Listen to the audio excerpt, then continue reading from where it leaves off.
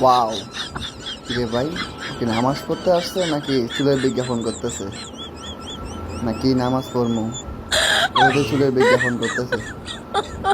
মনে হয় প্যারাশুট তেল মাখে, যে কারণে তেলের বিজ্ঞাপন করতেছে রে ভাই।